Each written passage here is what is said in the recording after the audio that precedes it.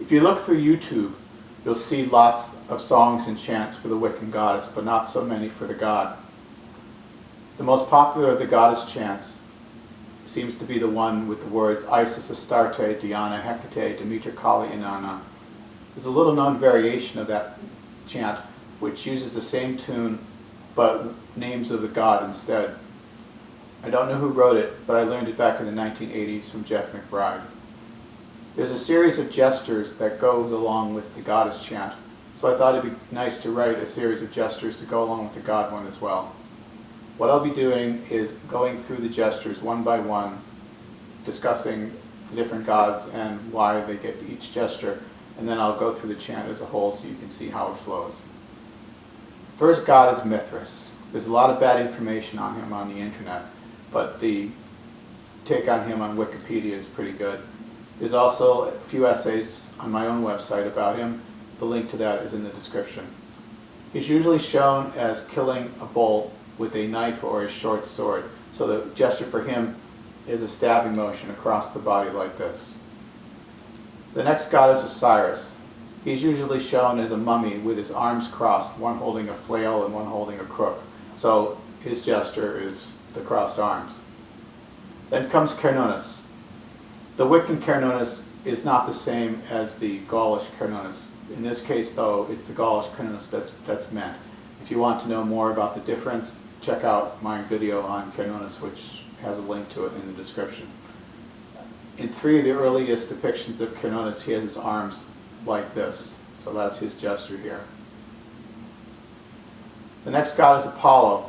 In his later forms, he was a sun god, so his image, his gesture here is of a circle formed by your fingers as a sun over the head. Then comes Hanuman. He's an ape-like god whose major characteristic is an all-encompassing devotion to Rama, who is a manifestation of the god Vishnu. He's usually shown with his heart open with a little image of Rama in it, so this is the image, the gesture I'm using here.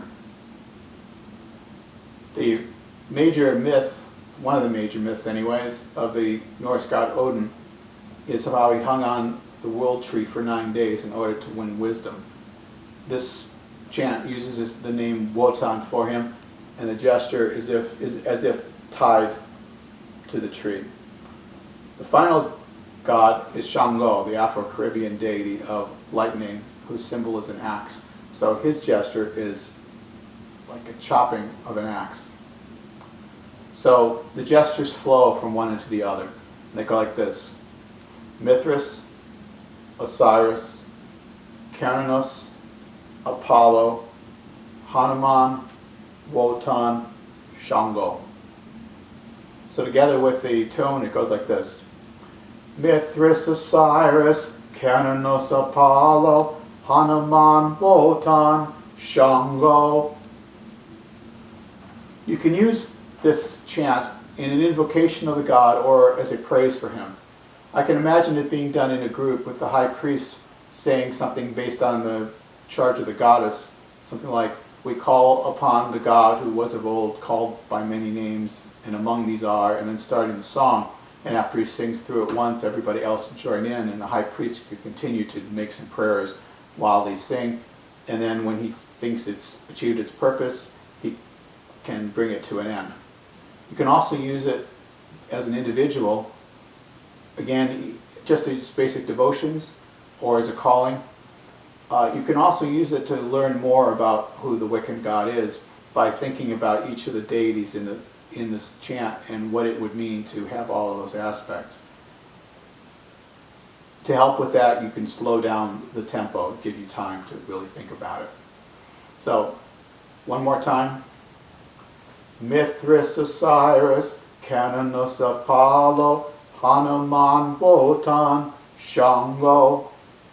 So there it is. I hope you find this useful, and I hope it gives the god a little more publicity than he seems to be getting. Thank you. Goodbye.